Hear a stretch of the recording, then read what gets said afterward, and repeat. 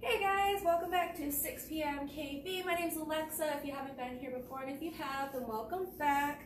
Let's get right into our nice wide stance, a little wider than shoulder width apart, soft knees and tucked hips, and thinking about rolling our shoulders back to start. Here's where you want to start thinking about that rhythmic breathing in through the nose, down into the diaphragm, out through the mouth. Really focusing on tucking those shoulder blades down into your back pockets, but in doing so, making sure that we're keeping that nice neutral spine. We don't want to curve our spine. We want to keep it nice and tucked. We want to keep our hips under our shoulders for nice strong strikes and just for general spine health, I imagine. If you like, you can roll forward a couple times, and we'll go into some huggers or chest openers, whatever you want to call these. Here's another place where you should be feeling those, your shoulder blades kind of squeezing together. And really focus on that feeling today. We're talking about punches, punching for power, punching for good form as well. And you should really be feeling those shoulder blades, those shoulder blade muscles. You should also be feeling your core right now and your legs. A stance should feel like work. It should feel different from standing. Helicopters. Really focusing on turning that heel out. Try to keep that heel low to the ground. I say that a lot in my classes, and I still see people doing this kind of a thing. Not ideal, because we don't want to be vulnerable to being pushed or pulled over. We also don't want to just lose balance on our own. So if all your weight is on one leg, your center of gravity is all the way over there. So we want it to be right between both feet. Let's do a quick little side stretch. Again, that nice wide stance. I like to get even wider for this one. Inhale up, exhale over, keeping that arm right next to your ear and not in front of your face.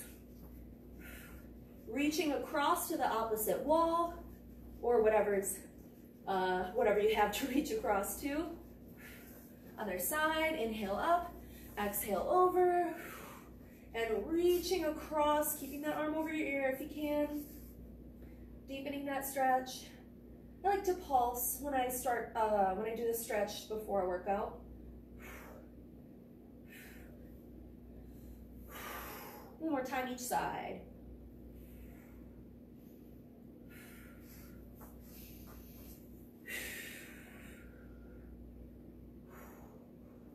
All right, and let's shallow up again and do some knees. Make sure that you're not bringing your chest down. A lot of times I'll see people kind of wanting to crunch into it, or they can't get their knee up as high as they'd like, so they bring their torso down. Not a good idea, because we want to knee our opponent and not ourselves. So you can do palm to knee or elbow to knee, but I find that for me, palm to knee seems to kind of help keep the idea of not crunching into it. So I find that tends to be helpful for new students. Seat kicks, really making sure that lower back is nice and neutral in this stretch. So you want to feel it through your quad, through your hip flexor, and the more you have your hips tucked, the more you should feel it. You can think of your hips as like a bowl that's holding the rest of your body, and if it's too tilted forward, everything's going to spill out. So we want the bottom of the bowl to face the ground. Let's do some kicks for stretch. We'll do 5 to the front, 5 to the side, and 5 to the back. Always, always, always looking before we throw anything behind us. You want to look at your target, always, always. Even if we're not targeting anything right now, we don't want to kick something hurt ourselves, hurt someone else in the house. So 3 to 5 each side. As high as you can go. This is another one where you don't want to be bringing your chest down. We want to stay nice and tall for that. One towards the front. And if this is as high as you can go, don't worry about it. This is just for stretch.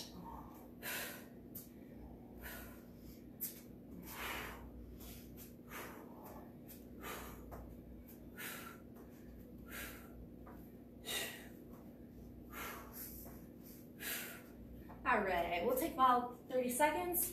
Grab a drink if you need it.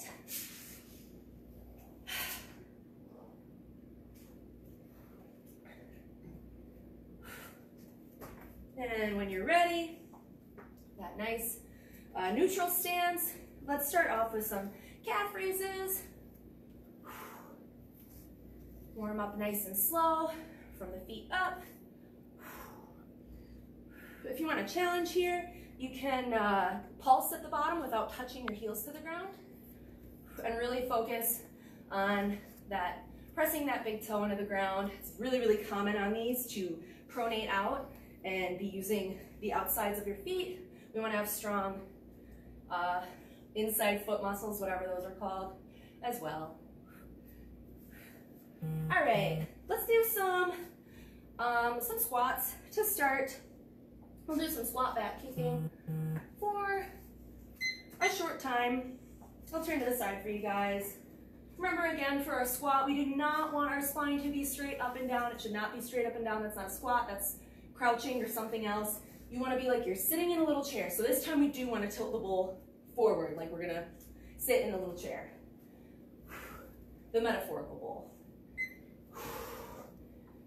Let's just start out with some regular squats. If you find you have a hard time keeping your chest up, holding your guard out here can help with that.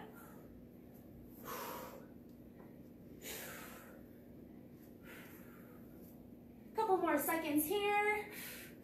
Really squeezing at the top. So I'm really squeezing my hips forward at the top. Squeeze my glutes forward. Let's make it squat back kicks. Chamber up, kick behind, and land. Don't forget that chamber on both sides. If you want to take it slow, take it into pieces, really squeeze at the top of that kick so that you can practice that full extension on a back kick. Always looking behind you, of course. Almost done here. Just turning our eyes over our shoulder. Let's do one more on each side.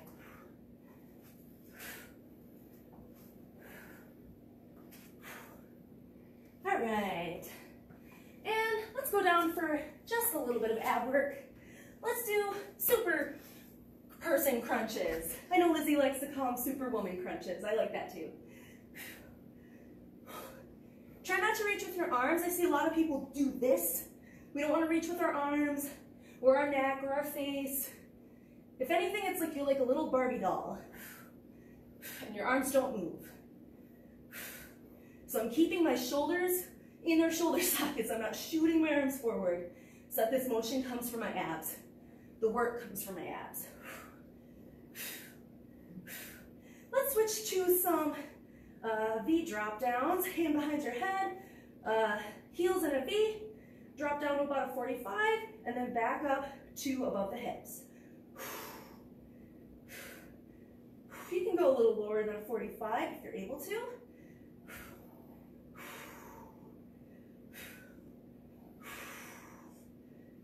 Just a couple more here. Again, try not to crunch your neck and try not to bring those elbows forward. Try to keep them nice and wide. 2, and 1. And then let's do 10 squirmies just to finish it off. So remember, we're touching the inside of our heels or the outside, whatever you can reach. If you want more of a challenge, put your feet a little farther away. If you want to take it easy, keep them close to your seat. Again, try not to crunch our neck.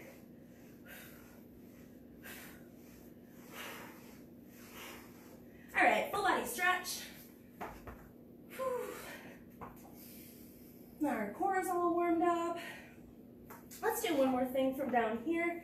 We're just gonna do some glute bridges to really get our glutes nice and warm. So pressing up or hip thrusts. I guess they're hip thrusts. Make sure that you're tucking your seat. Your lower back should not leave the floor before your hips do. Your hips should leave the floor first. Almost like you're rolling your spine up off and then rolling it back down.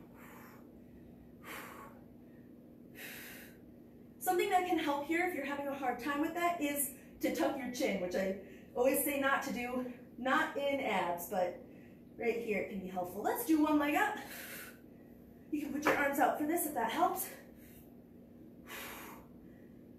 You should really be pressing with your heel. You should feel this in your glute here.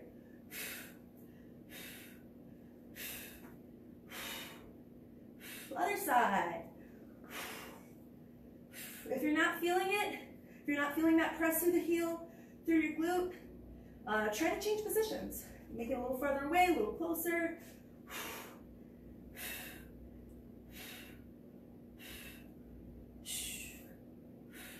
All right, let's jump up. Grab a drink quick. We're gonna do some jabs for time. We're gonna add a little cross in there about halfway through. So nice strong fighting stance, left leg forward, right leg back. Matching guard. We're gonna do jabs off the front. You can think about aiming to the nose of your opponent. And try to remember, we wanna keep that hip in there. We wanna press our glute into our hip, kind of pushing our punch forward. So we want all that power to come up through the heel, up through the glute, through the hip, and that little hip hop is what gives you that nice speedy punch. So jabs, and then we'll add crosses in 30 seconds. Another thing to remember is we don't want to come back here. We don't ever want to wind up for a punch. That opens up all this area. So I'm coming back to my guard. It's a really short movement. But the difference between just using our arms is going to look like this. Whereas if I use my hip, I can fully extend through without having to reach out of my nice shoulder space here. And add that cross. So jab, let's do jab, jab, cross. Jab, jab, cross. Jab, jab, cross. 1 and 2. 1 and 2.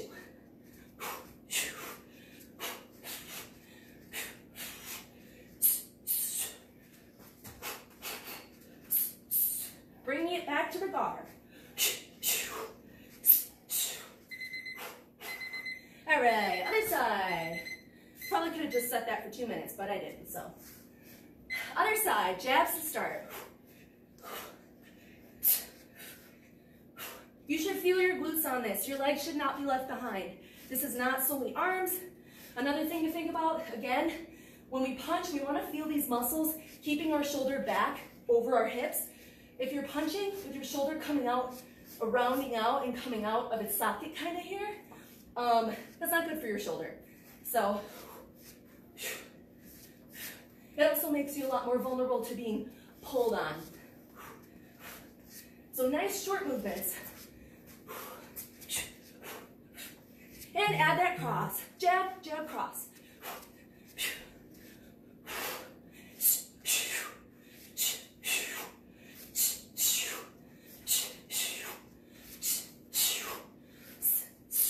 Less than 10.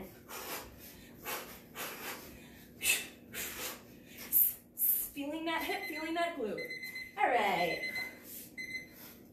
So let's do the same thing, but with some hooks this time, but we'll do it for a little less time. Master Meyer's watching. Master Meyer's watching? Hi, Master Meyer. We're gonna do some hooks for a time. So let's just do hook off the front.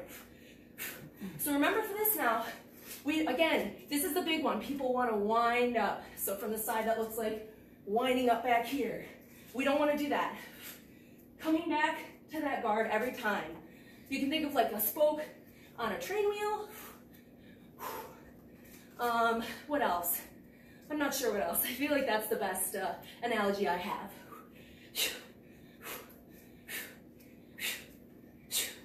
Let's add, let's do 1, 2 hooks, hook high, hook low. Sorry, hook low, hook high, and an uppercut. 1, 2, 3. Or 1 and 2 is what I did before. 1 and 2. I'm doing an uppercut to the gut. So thinking about scooping up under that rib cage. And keeping that guard up while you're punching with the other hand. Other side, just hooks. Try to keep that shoulder down. We don't want to come up here for these hooks. Again, really easy way to injure your shoulder. I don't know what angle is best for you guys. Maybe I'll try this angle. You guys can let me know what is easiest to see. In 5 seconds, we'll do our combo. Hook low, hook high, uppercut to the gut.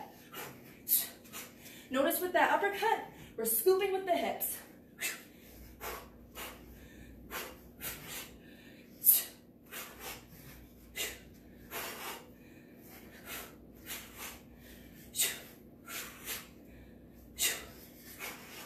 Less than 10. Oops. 1 and 2. All right. Let's take a little break for push-ups. Bring this down with me. Let's do some brave eagle push-ups. So, hands out, fingertips facing the opposite sides, and coming down in between with a nice straight neck. We want to have a nice straight back. Even if you're in your knees, you don't want to have this table position. You want to have a ramp position.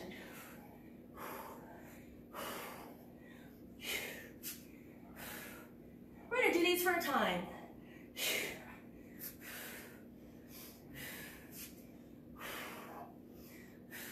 Make sure you're looking 6 inches in front of your hands. We don't want to look at our belly button.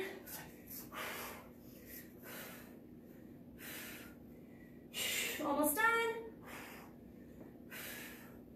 All right, let's finish that off with just a little bit of some swimmers because I really, really love them for getting our back engaged. So on the ground, again, remember we don't want to crunch our neck up like this. It's best to look at the floor for this. And you should feel your abs and your back. Your abs are supporting your back.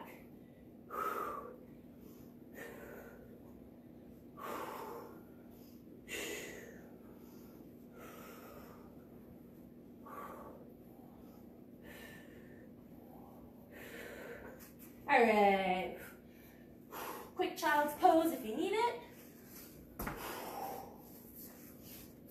And let's jump back up and get into some combinations. Let's use what we had, what we were doing before for time, and we'll add on a roundhouse kick because that's what I wrote down. So we'll do a jab, jab, cross. So remember, this is speedy. Our first punch maybe isn't as powerful as our second one. It could be used as a fake, or we could be striking somewhere else to try to bring their guard down. So 1 and 2, and let's follow up with a roundhouse kick off the back. If you don't have room, land it back, and then switch. If you do have room, jab, jab, cross, roundhouse kick, land it forward. We'll do this for a time. A short time. And my toe fell. Jab, jab, cross, roundhouse kick, land it forward or land it back. And switch. You should be switching every time. I'm going to aim my kick low because if I'm close enough to strike to the nose here, I'm probably too close to strike any higher than the knee or the thigh, which is fine because a kick to the leg is devastating if you're not conditioned for it.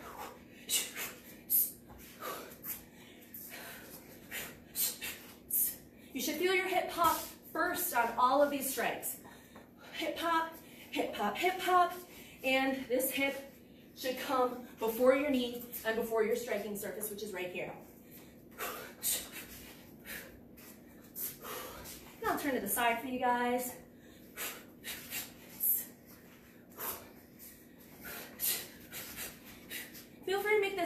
elbow rising if you want to challenge. Make sure you're pointing that toe. Really, really important. It would be super bad to bust your toes on this. So that hip comes over first, that hip rolls over and should face your opponent when you're fully extended.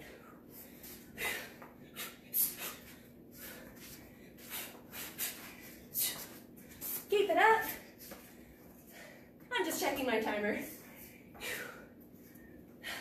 It won't stay up.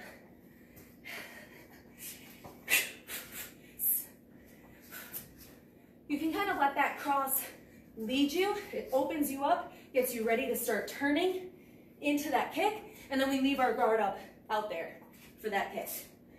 A little different from Muay Thai, which is what a lot of people are familiar with this kick, I think. In this style, we leave our guard up. All right. Let's do another quick ab set. Let's do 10 crunchy frogs. Clapping under your knees if you want to challenge, clapping over for the normal one. Try not to crunch your neck, and try not to use your arms for momentum. Really easy to do on this one. I like to keep my feet flexed to engage my abs, my lower abs.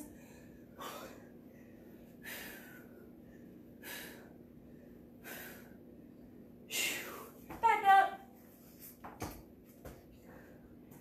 Let's do some hooking. Just like we did before, we'll do our hook low, hook high. Notice I'm keeping this guard here. I'm not just leaving myself open. So holding this guard, hook low, hook high, and coming up with an uppercut, aiming for the gut. So we're bringing their guard down, aiming for the face. They come up to try to block it, going for the gut, presumably. 1, 2, 3, or 1 and 2, depending on what you like to think of it as.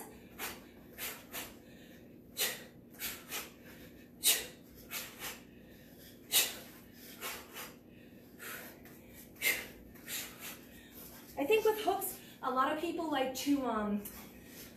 really like to think of that wind up, and I think what people are seeing is this hip turn. So when you're here and your hip turns, this opens you up a little bit to follow through with that hook. And I think that's why people want to go for that wind up. But make sure you're not doing that. And let's switch every time. I didn't say that before, so if you haven't switched, switch now. I'm taking a little pause after my first hook. So I'm kind of thinking 1 and 2. But feel free to play with the rhythm, or do what works for you. And switch as little or as much as you'd like.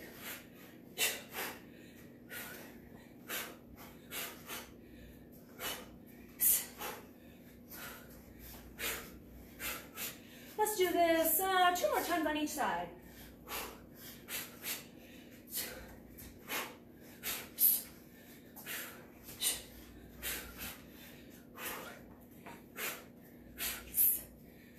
One more time.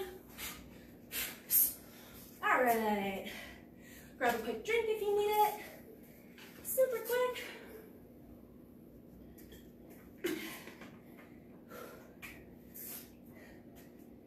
And now we're going to do something, we're going to kind of combine those two. We're going to do a jab off the front, bring it back to your guard, not all the way back, but back to your guard, and then come around for a hook off that same hand. Let's just do that for a few trials. So 1 and switch, jab, hook, switch. So these are both going to the head, to the nose, to the side of the face. Now I'll turn the side for this. This is going to be really hard to do if you're not engaging your hips. If you're just doing your arms, this is not going to be an effective punch. So this is really good work for our abs and our glutes and our legs.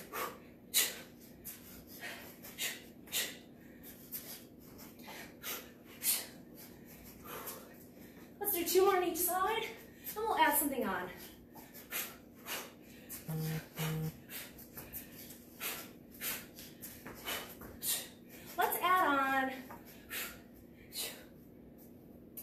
Let's add on a back fist cross and a knee. So So jab, jab, hook, back fist cross, knee. And let's do just a couple of these. Jab, hook, back fist cross, knee. Just for fun. Jab, hook, back fist cross, knee. So the first 3 strikes are off the front. Jab, hook, back fist cross, knee. Jab, hook, back fist cross, knee. Remember that back fist is like we're smashing a mug across someone's face. We want to hit with these back 2 knuckles, but our back hand is coming across. We don't want to be here, we want to be here. Just a couple more.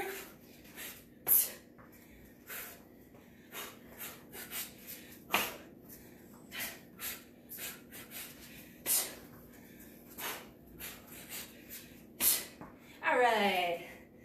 And that looks like that's about all time. Well, we've got time for it. So let's go into our nice neutral position. And let's roll our arms back a couple times, letting this movement come from our shoulders. I know we've thought a lot about our shoulders today,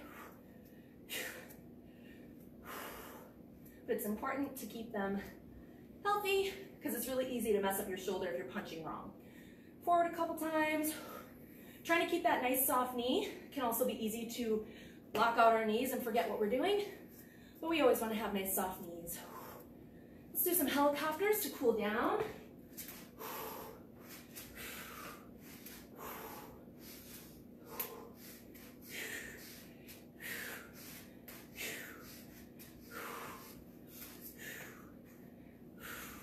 Side stretch, because it's always good. Inhaling up, exhaling over, just like we did before.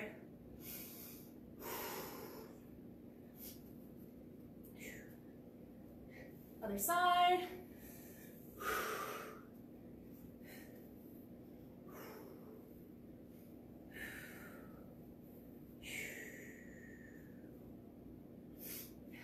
Let's actually do one arm across here as well. This time you want to think about pressing your shoulder, well, I guess all the time. We're thinking about pressing our shoulder away from the face, and that should deepen the stretch. Another thing that can help deepen the stretch is keeping your arm engaged. If you've got like a floppy noodle arm, you're not probably going to feel as much. So kind of try to keep that arm engaged, pressing that shoulder down and holding behind the elbow. Other side. So let me know how the different angles worked for you guys.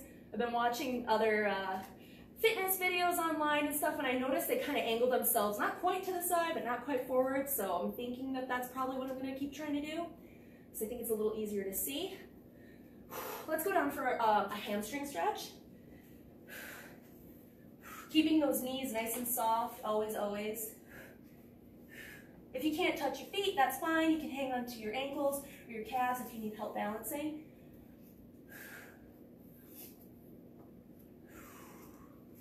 Let's deepen that stretch on each side. So I'll turn back this way. Kind of turning my chest towards my foot. You should feel this just a little bit in your lower back. You may need to play with the leveling a little bit to feel it. But if you have a tight lower back, sometimes that can help.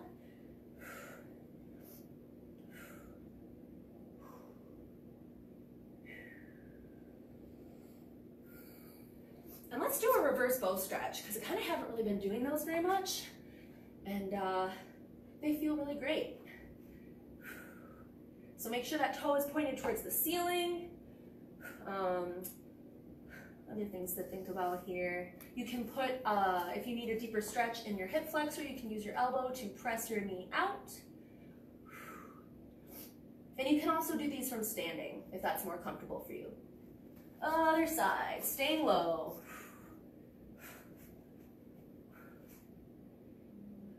This is also a really good place to practice keeping that heel on the ground, so it's a good place to get a little bit of a stretch right above your heel and the back of the calf.